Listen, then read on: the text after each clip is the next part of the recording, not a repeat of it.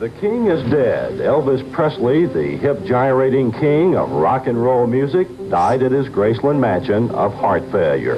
Jailhouse Rock and Love Me Tender, two of Elvis Presley's most iconic songs, were written after his untimely death, and his admirers around the world are in grief.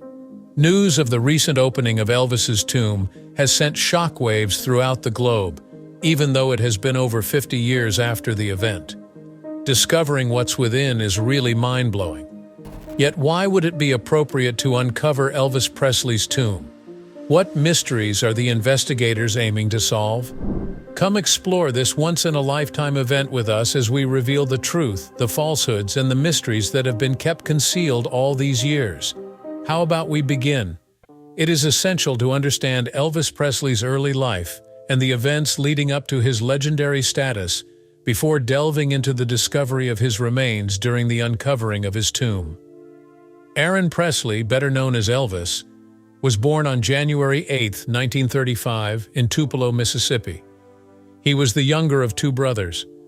Elvis had the unfortunate experience of growing up as an only child due to the stillbirth of his brother Jesse. His parents battled financially, yet they managed to provide him a humble upbringing full with love and music nonetheless.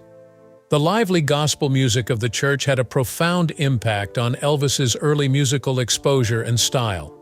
At the tender age of 10, Elvis's gift was on full display when he triumphed in a talent event, solidifying his early recognition for his voice. After relocating to Memphis in search of better chances, Elvis became engrossed in the vibrant music scene, especially on Beale Street. When he was 11 years old, his mother gave him his first guitar as a present, sparking a lifelong interest that would eventually lead to his fame. Elvis endured abuse at L.C. Humes High School because of his distinctive flair and passion for music. Undeterred, he persisted in honing his talents, taking part in talent shows and learning music whenever he could. It was in high school when Elvis's talent truly shone. At the annual minstrel show, he performed "Till I Waltz Again With You," and the audience was spellbound. Elvis clearly had a natural talent, and his self-assurance grew with each performance. After graduating in 1953, he tried his hand at various jobs, but he never stopped pursuing his dream of becoming a famous musician. So, how did he become famous? What caused his untimely demise? What new information has surfaced about him? Stay tuned. Starting from humble beginnings in Tupelo, his journey to fame kicked off with groundbreaking recordings at Sun Records. His music blended blues, country, and gospel, captivating listeners and paving the way for a new genre, rock and roll. With his magnetic stage presence and unique voice, Elvis became an icon of music and a hero to millions.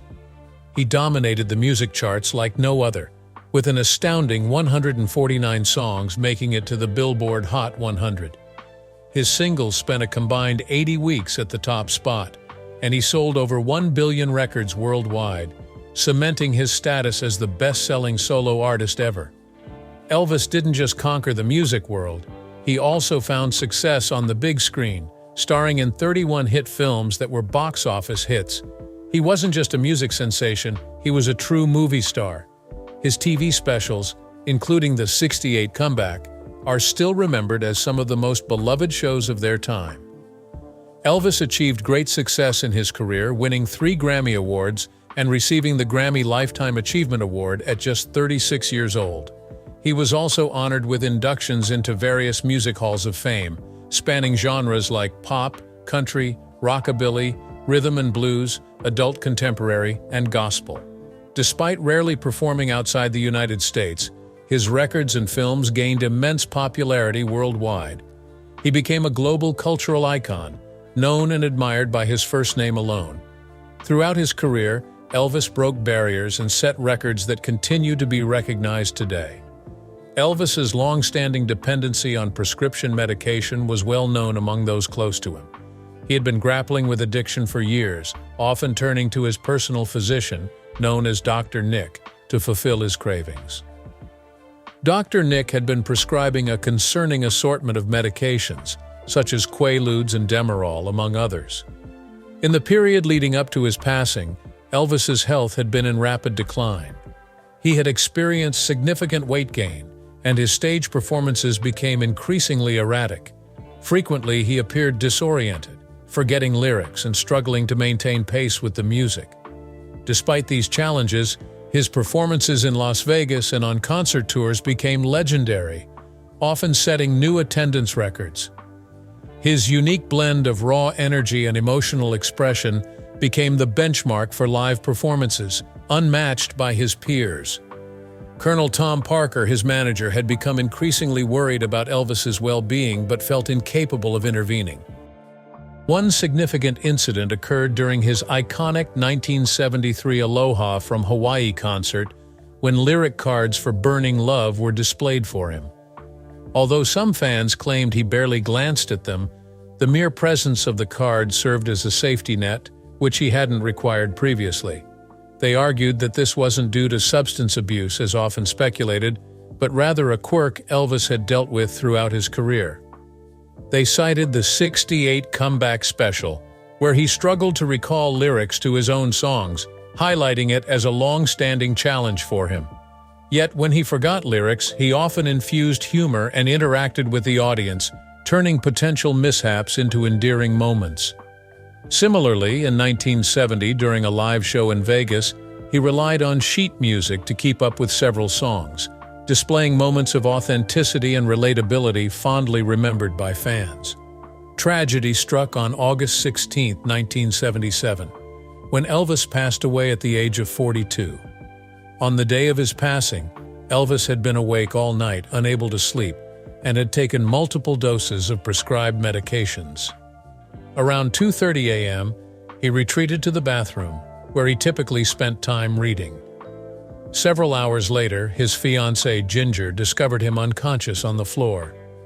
Elvis was discovered unresponsive in the bathroom of his Graceland mansion in Memphis, Tennessee. Despite immediate efforts to save him, Elvis was pronounced dead at 3:30 p.m. The official cause of death was listed as a heart attack, but the autopsy report revealed a more complex situation. Examined by Dr. Jerry Francisco, the Shelby County medical examiner, it was discovered that Elvis had an unusually enlarged heart, weighing nearly double the normal size. This condition, termed hypertrophic cardiomyopathy, likely played a role in his sudden cardiac arrest. Additionally, toxicology reports revealed the presence of various prescription drugs in his system, including high doses of opiates, barbiturates, and sedatives. The news of his death shocked the world, leaving fans in disbelief and sorrow.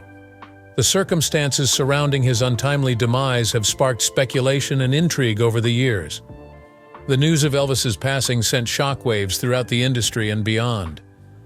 Fans worldwide mourned, holding candlelight vigils and leaving flowers at Graceland's gates. The media frenzy ensued, with reporters and photographers flocking to Memphis to cover the story. In the aftermath, questions emerged about the circumstances of his demise. Many fans couldn't accept the idea of their idol succumbing to a mundane heart attack, leading to rumors of foul play or a cover-up. In the years that followed, those closest to Elvis came forward to illuminate his final days. Friends and family painted a picture of a deeply troubled man, battling addiction, depression, and the pressures of fame. After Elvis's passing, his doctor faced a series of tumultuous events. Legal scrutiny mounted over his prescription practices, culminating in a 1980 indictment on 14 counts of overprescribing drugs, not only to Elvis, but to other high-profile figures like Jerry Lee Lewis. Despite being acquitted, further repercussions followed. The Tennessee Medical Board permanently revoked his medical license, citing concerns about his judgment and ethics due to years of overprescribing medication to patients. Dr. Nick experienced a bizarre and frightening incident in 1979 when he was shot in the chest while watching a football game. Fortunately, he escaped serious injury, but the incident remained shrouded in mystery as no suspect was ever apprehended. Speculation arose that the shooting might have been the work of an angry Elvis fan. Elvis's burial was a grand and emotional affair, fitting for the king of rock and roll. He was laid to rest at the Meditation Garden at Graceland, his iconic mansion in Memphis, Tennessee. This serene and beautiful garden was a place Elvis frequented for reflection and solace. The burial ceremony occurred on August 18, 1977, just 2 days after his untimely death. While private, it was attended by family, close friends, and a select few from the industry. Despite its private nature, thousands of devoted fans gathered outside the gates to pay their respects to their beloved music icon. The meditation garden was adorned with floral arrangements, including a stunning array of red roses, Elvis's favorite flower. A magnificent fountain served as a backdrop for the somber occasion. Elvis's casket, crafted from solid copper and lined with velvet, was the centerpiece of a moving tribute filled with heartfelt eulogies and musical performances. Officiated by Reverend C.W. Bradley, who had married Elvis and Priscilla, the ceremony saw family members and close friends sharing memories and expressing love for the fallen star. Gospel singers, including J.D. Sumner and the Stamps Quartet, performed favorite hymns, their voices blending hope and celebration amidst sorrow. As the ceremony concluded, Elvis's casket was lowered into the ground, marking his final resting place. Today, Graceland visitors honor Elvis at the Meditation Garden, where he rests alongside his parents, Vernon and Gladys, and his grandmother, Minnie Mae. Several of his posthumously released singles became top 10 country hits between 1977 and 1981, demonstrating his enduring popularity. Graceland, his iconic home, was opened to the public in 1982, attracting over 500,000 visitors annually and earning recognition as the second most visited home in the United States. In 2006, Graceland was designated as a National Historic Landmark, further solidifying Elvis's cultural significance. His contributions to music were celebrated with inductions into 5 prestigious music halls of fame, alongside receiving notable awards such as the W.C. Handy Award and the American Music Awards Award of Merit. Elvis's influence extended beyond his original recordings, with remixes like A Little Less Conversation gaining international success and marking his return to the top of the charts after nearly 3 decades. Subsequent years witnessed the resurgence of his classic tracks, including remixes of Rubberneckin' and the re-release of That's All Right.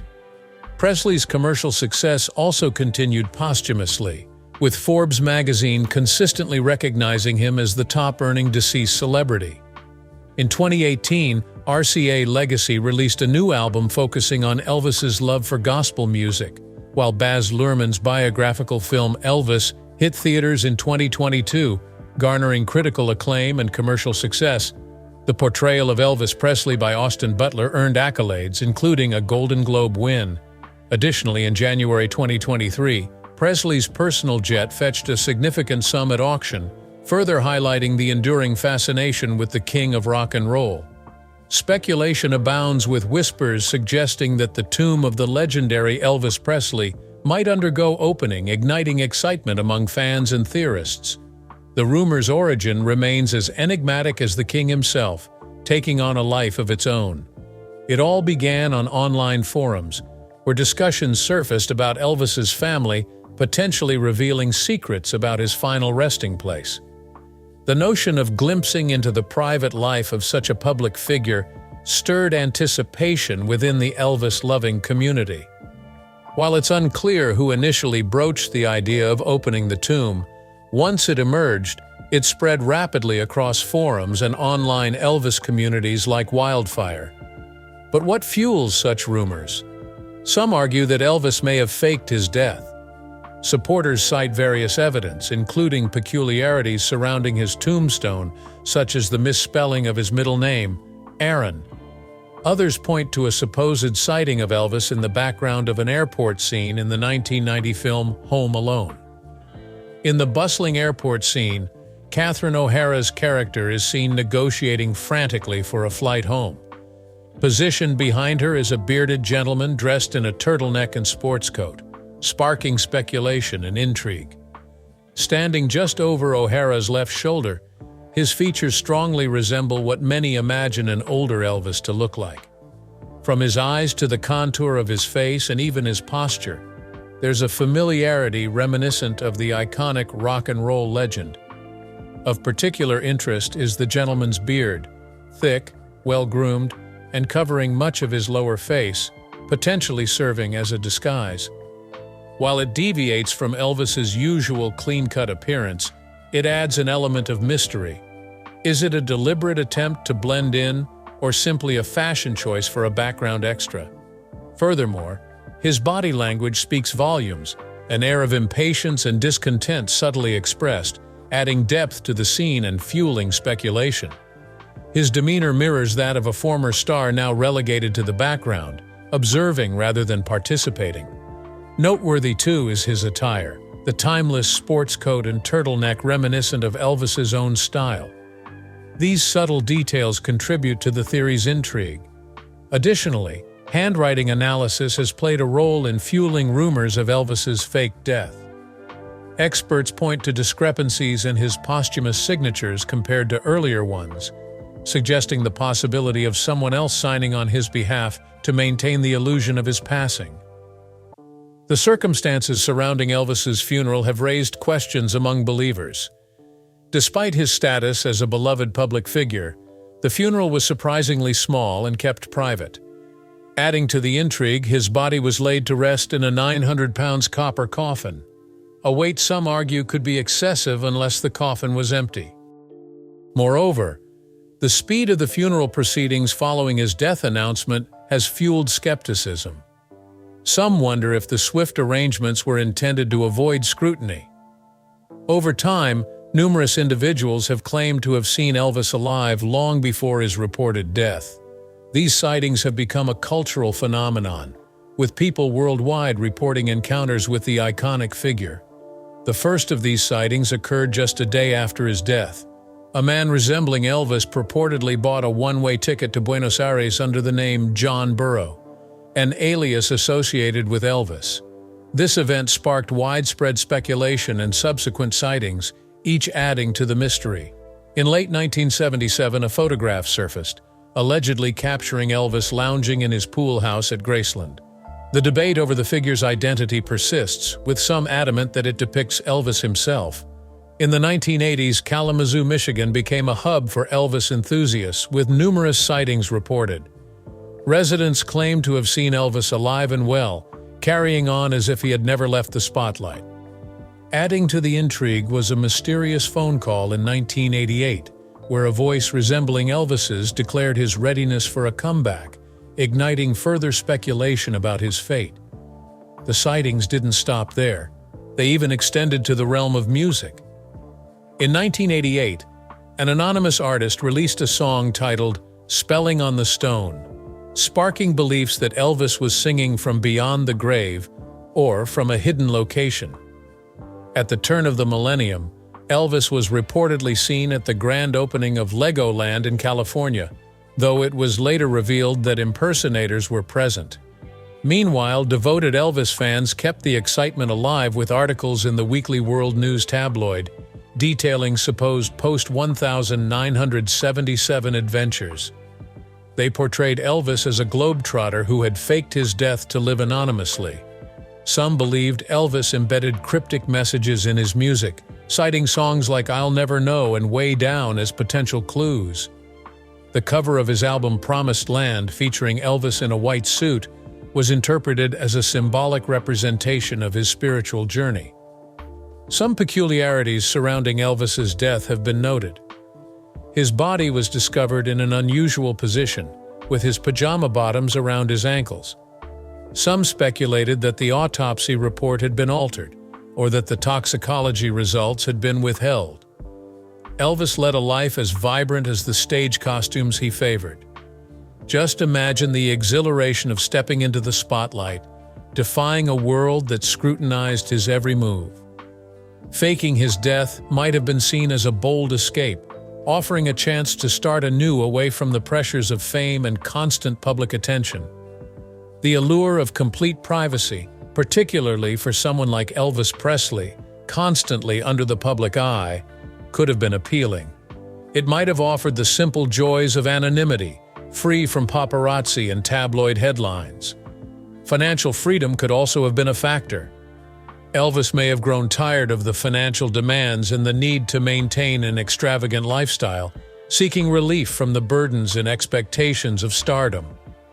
Then there's the potential for a dramatic comeback.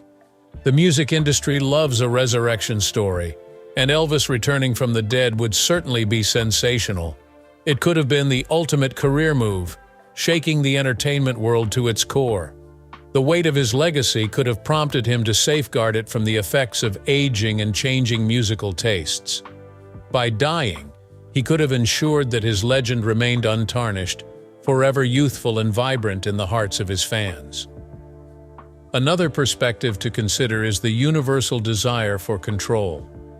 In a life where Elvis had little say over his privacy, public image, and often his personal choices, faking his death might have represented the ultimate assertion of control. It would have been a decision entirely his own, a closely guarded secret, and a final act on his own terms. Arguably, one of Elvis Presley's most enduring legacies is the fervent following he amassed after his passing. His fans elevate celebrity admiration to extraordinary levels, viewing him not just as a music icon, but as a way of life.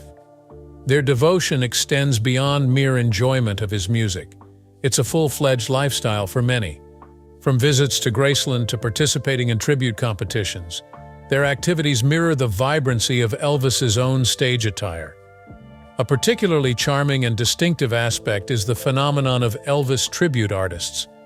Around the world, enthusiasts don elaborate jumpsuits and meticulously groom their hair to embody their idol. Competitions judge participants not only on vocal accuracy, but also on their ability to embody Elvis's charm and stage presence. The level of commitment to authenticity is remarkable, with some even studying his mannerisms and speech patterns. Then there's Elvis Week, an annual event held at Graceland, once the residence of the legendary musician and now transformed into a museum. Fans from across the globe converge in Memphis to honor his life, partaking in candlelight vigils, crafting intricate fan art, and swapping rare memorabilia. It's a week-long celebration dedicated entirely to everything Elvis, brimming with music, storytelling, and a strong sense of camaraderie. For some enthusiasts, their devotion transcends the ordinary, resembling something similar to the Church of Elvis. They view him as a messianic figure, imbuing him with quasi-religious significance. These gatherings often intertwine traditional religious rituals with the singing of his songs, symbolizing love and unity. The Elvis-themed weddings in Las Vegas offer a peculiar yet beloved aspect of his cultural legacy. Couples can opt for an Elvis impersonator to officiate their ceremony, serenading them with "Can't Help Falling in Love" as they exchange vows. It's a whimsical blend of kitsch and sentimentality that has become an integral part of the Vegas wedding tradition. In the digital sphere, fans have established virtual communities where they share rare concert footage, discuss his profound influence on their lives, and even engage in role-playing scenarios as Elvis. Collecting memorabilia is another widespread pursuit, with some enthusiasts dedicating entire rooms or homes to showcase their collections.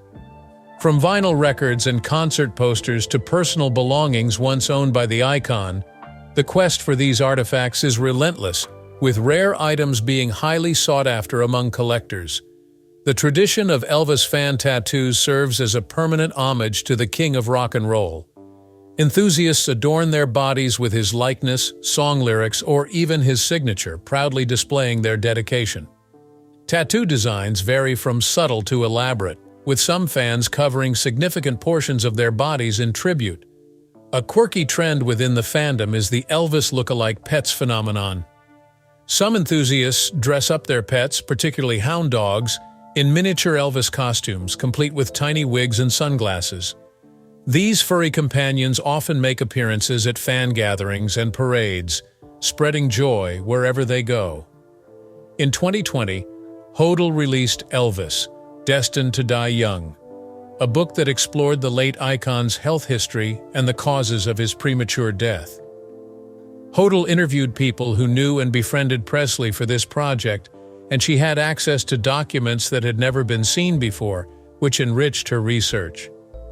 Hodel's dedication to solving the mysteries surrounding Presley's health led her to attend several events commemorating his death in Memphis, as well as a trip to the UK for the Strictly Elvis Festival from September 10th to 17, 2022. She was able to better understand Presley's condition and the events leading up to his death thanks to these encounters. In the end, Hodel's book clarifies the complex circumstances surrounding Presley's tragic death, providing a more thorough comprehension of the life and legacy of the renowned artist. According to Hodel's account in her book, Presley confided in backup singer Kathy Westmoreland about his ongoing health problems, including eye trouble. The agony in his legs had gotten so bad that he frequently asked her to massage them. Also, he complained of widespread discomfort all over his body quite a bit. George Nichopoulos, also known as Dr. Nick, Presley's doctor, said that the king battled with degenerative problems in his neck and back, brought on by severe arthritis, and that this discomfort persisted throughout his life. Larry Geller, Presley's hairdresser, disclosed that the king was aware of his severe health problems beyond those pertaining to his liver, colon, and medicines. Hodel pointed out that Presley needed his medicine not just for the pain, but also to keep functioning, especially on his difficult tours. Touring was so taxing on Presley's physique that he took extra medicine while he was on the road. To highlight how little was understood about the addictive potential of pharmaceuticals in 1956, Hodel placed Elvis's position in its historical context. But Presley was struggling with insomnia by the 1970s and needed to take heavy medicine to get a good night's rest. When alternative treatments failed to alleviate symptoms, it became necessary to resort to sleeping drugs such as Valium. But Hodel stressed that Presley's will to keep touring was unwavering, even as his health declined. She spoke highly of his incredible work ethic, citing the fact that he performed 60 gigs in 30 days straight in Las Vegas, spread out across 2 acts each. But his immune system failed him, and he had flu-like symptoms and fevers often. So some people didn't believe he was serious about getting medicine. But there's no denying that he had a tough time fighting off illnesses. After 3 days of being up all night, Presley's doctor tried to test his capacity to sleep without medicine, but he still needed it to get to sleep. May 20th of the year he died was supposed to be the start of Presley's 4th tour. Those close to him were worried about the strain and pain he was under from his demanding schedule. According to what is said in the book, Presley was semi-aware when his head was plunged into a bucket of icy water during the second performance of this potential tour. Colonel Tom Parker, Elvis's manager, supposedly stressed that having Elvis perform live every night was the most important thing. It was clear that Presley was acutely aware of his disease in his latter years, since Hodel highlighted his anxiety over his deteriorating health. But even with a group of individuals who were supportive, he kept quiet about his health problems. Unlike now, there was a lot of taboo around health at this time. Because he was the master of his own destiny, Elvis was able to keep his health problems a secret and confide in just a small group of trusted associates, all while avoiding public attention. Elvis's health took a nosedive as he binged on junk food for an extended period of time in his bedroom, gaining 25 stone. He acquired sores from not taking care of his personal hygiene during 1975, and his health deteriorated to the point where he required a full-time nurse. A 4-month-old compacted feces was discovered in his intestines during the post-mortem investigation, which suggested chronic constipation caused by his bad diet. In the 7 months leading up to his death, Elvis was prescribed about 9,000 pills, vials, and injections, demonstrating his reliance on a cocktail of drugs. In her account of his passing, Ginger mentioned that he was found with his arms folded over his chest, palms facing up. Every minute he hit the floor, Elvis had remained completely still. He cocked his head slightly in her direction, and he let out a little puff of air. He sported a blotchy face with a tongue wedged between his teeth. She slightly raised one eyelid. He was staring forward with a blood-red eye. Quickly following his death, an autopsy was conducted. However, the family chose to keep the results confidential, leading to widespread conjecture over the cause of his demise.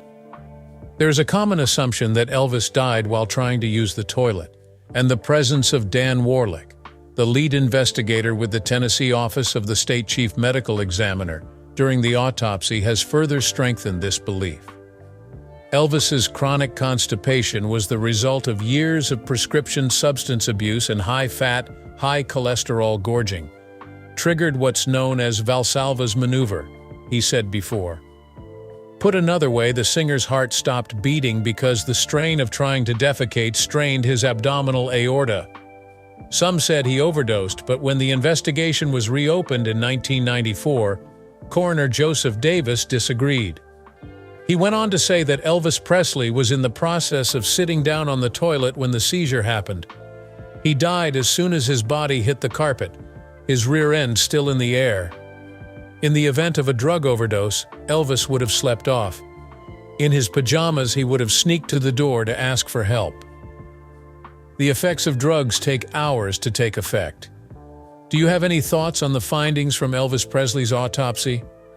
Post your opinions in the space provided. We appreciate you taking the time to view this movie, and we hope you enjoyed it. A link will appear on your screen. Press it to learn more about your favorite stars. We will meet there.